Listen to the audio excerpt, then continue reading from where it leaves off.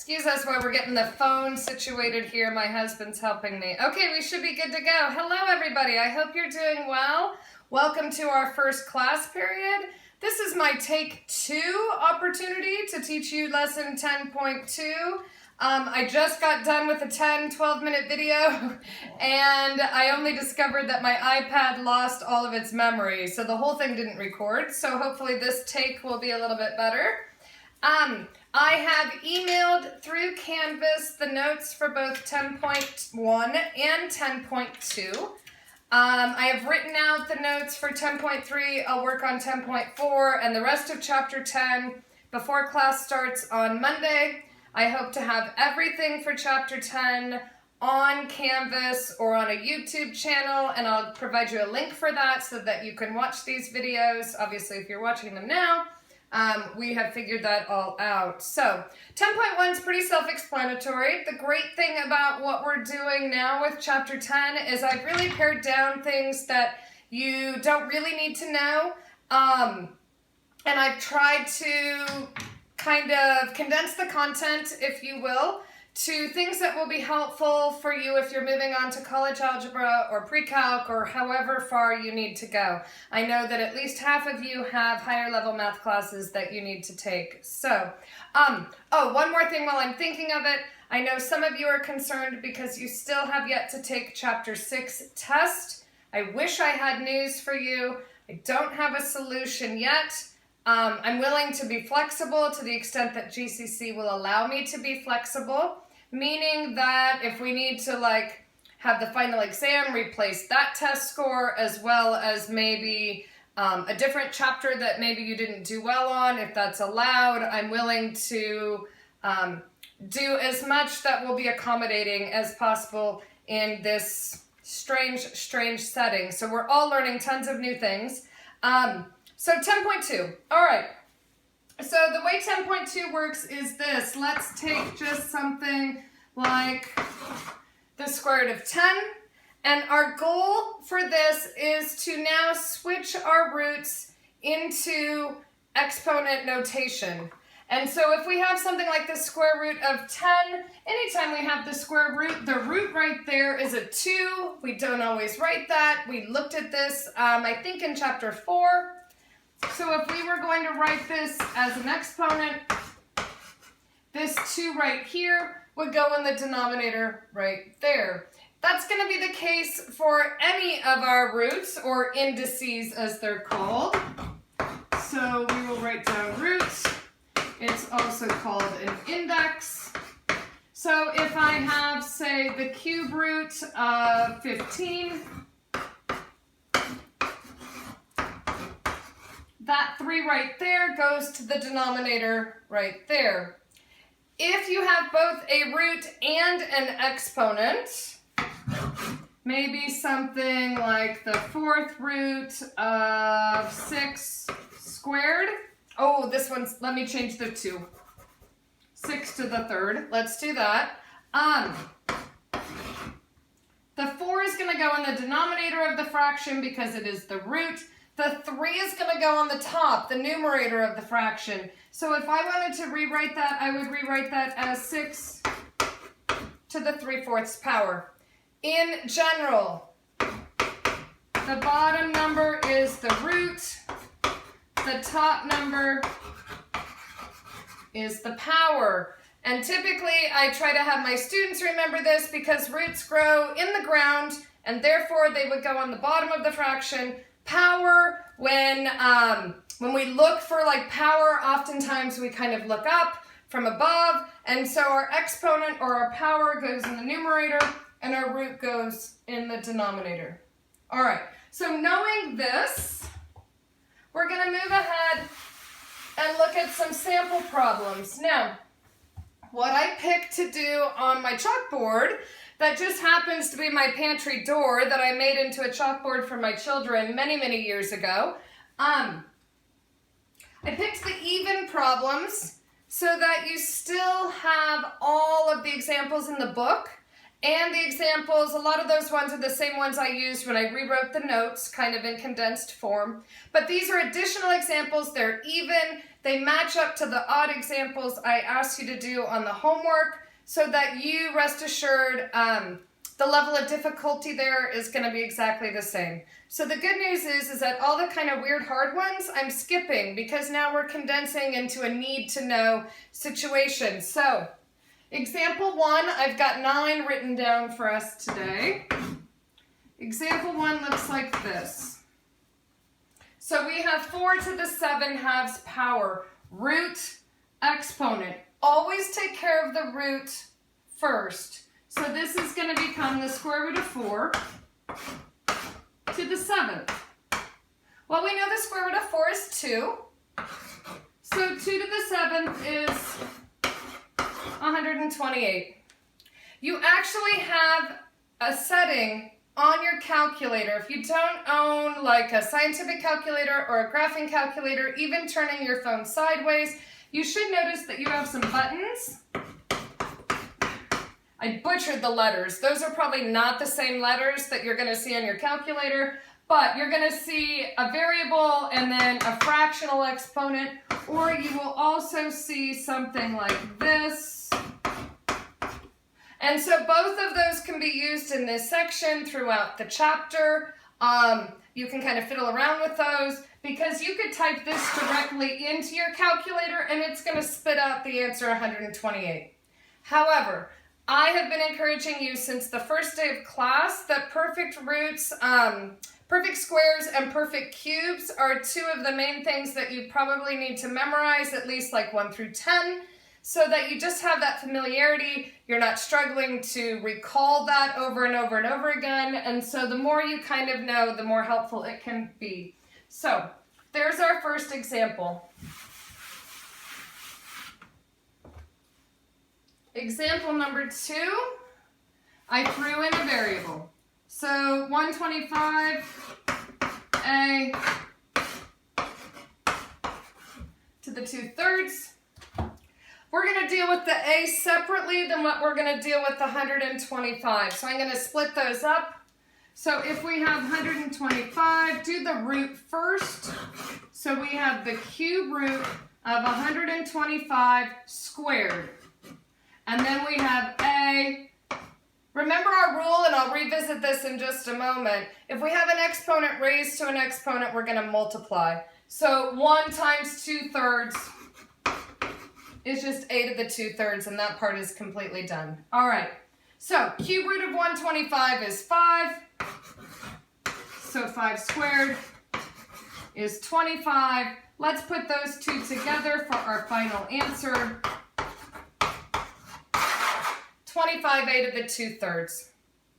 All right, example 3. Each one is a little bit different. So far my dog isn't making any noise, so that's good news. She was just underfoot a second ago. Her nails are so long, which is why I'm in pants, even though it's 80 degrees outside. We didn't quite get her to PetSmart before this whole thing went down. All right, can you see? I hope you can see that and it's not getting too messy. All right, so this one's 9y to the 6th raised to the 3/2. So now we have a variable with an exponent that isn't 1. I'll handle that separately. Let's take care of that 9 first. We have the square root of 9, not necessary to write that 2. I just put that there. The square root of 9 is 3. 3 to the 3rd power is 27. Y to the 6th, and we're going to multiply that by 2/3, so it's going to be 6 over 1 times 2 over 3. Let me rewrite that for you. 6 over 1 times 2/3. That 3 is going to cancel into that 6 twice. 2 times 2 is 4, so it's going to be 27 a to the 4th. The nice thing about maybe watching me on video is that you can go back and look through.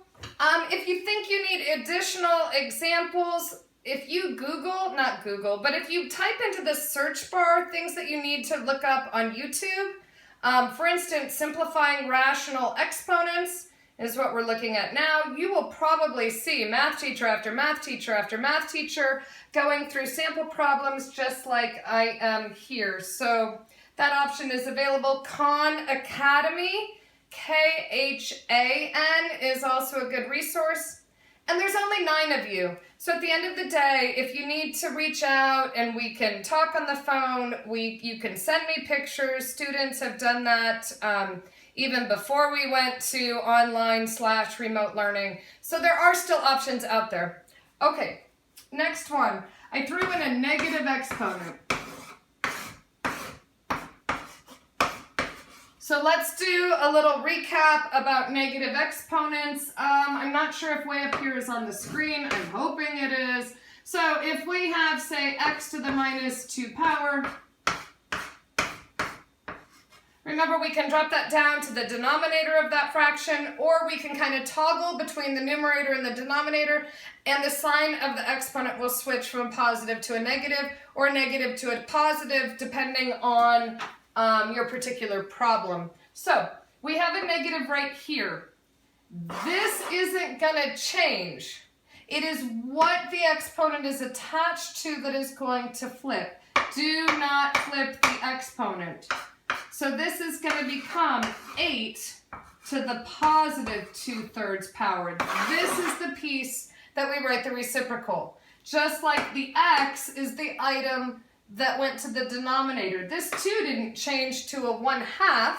It was the x that went down to the bottom. So same here. That 2/3 stays 2/3. And now we're just going to simplify how we have for the rest of them. So we have the cube root of 8. You don't have to continue to write all this out. When you're ready to kind of skip that step, so to speak, you know that's the root. So the cube root of 8 is 2. 2 squared, or 2 to the 2nd power, is 4. And we're done with that one. All right.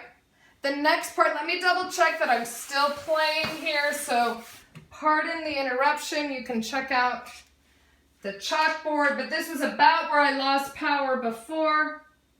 Yep, I'm still recording. Okay. I'm back. Okay, so let's go through my exponent rules. We did these in chapter 4, and now all that we're going to do is we're going to make them in fractional form. So not our favorite maybe, but the rules themselves don't change. So our first rule was the product rule. And I wrote all these out for you when I sent the notes. So if the bases are the same, you just add the exponents. So x squared, x to the 3rd becomes x to the 5th. Our power rule, if we raise an exponent to an exponent, we multiply. So here 2 times 3 becomes x to the 6th. The quotient rule looks like this. If this is multiply and we're adding our exponents, just recall that if this is divide, we're going to do the opposite or the inverse, and we're going to subtract those exponents. So 8 on top, 3 on the bottom, 8 minus 3 leaves us x to the 5th. We also went through in chapter 6 how the x's cross out because they're common factors, so it just depends on how you think of that. So we're going to do examples that include all of these with fractions. It is going to be okay because we're not going to do the hardest ones. We're just going to hit the highlights. So our first example I chose, again, one of the even ones straight out of the book, is something that looks like that. The 5s are the same, so the bases are the same. So we're going to add those 2 exponents. So we have 1/4 plus 1/8. That is way more simplistic than some of the things we were doing back in chapter 6, right before we last saw each other. So our common denominator between 4 and 8 is 8. There's nothing you need to multiply here because that is the common denominator. What do you need to multiply 4 by to come up with 8? You need to multiply by 2. So we're going to multiply that by 2. 2 times 1 is 2. That one right there, nothing needs to happen to it. So 2 plus 1 is 3/8. So this becomes 5 to the 3/8. And I know that seems like a weird final answer, just leave it. Unless the instructions say put it in radical notation or something like that, you're just going to leave it alone, and not every problem can be simplified. If it can be simplified, however, you're expected to keep working it out until it can be. All right. We only have a few more. 3 more to be exact, and you're almost through 10.2. So, x to the 3/4 raised to the 2/9. I touched on this one with that earlier example. If you have a power raised to a power, we're going to multiply. So we need to multiply 3/4 times 2/9. Let's cross cancel whenever we can, cross out those common factors. So 3 goes into 9 3 times, 2 goes into 4 twice, 3 goes into itself once, and 2 goes into itself once. 1 times 1 is 1, 2 times 3 is 6, so the final answer here is x to the 1/6. If you're asked on any particular homework to rewrite that in radical form, just remember this is your exponent, there's your root. So it would be the 6th root of x, and if it makes you feel better to put that little 1 right there, feel free to do that. Okay.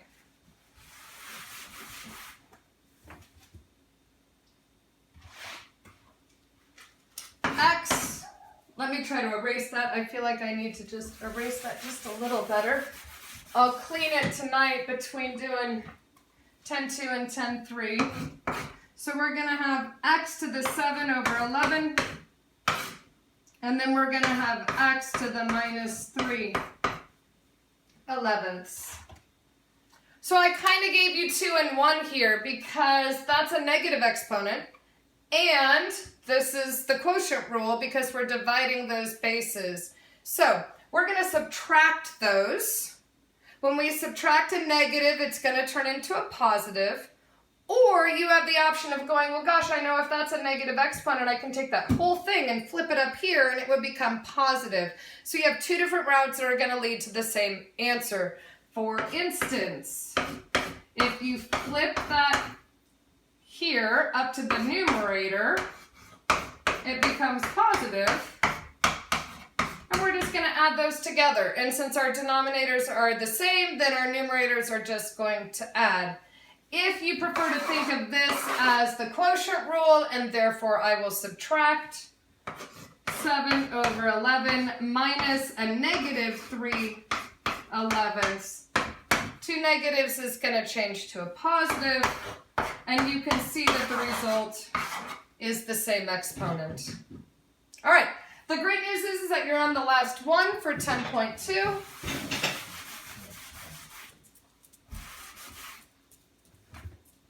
It is, you always have those aha problems in the book, so I thought I would pick one out. This is negative 2/3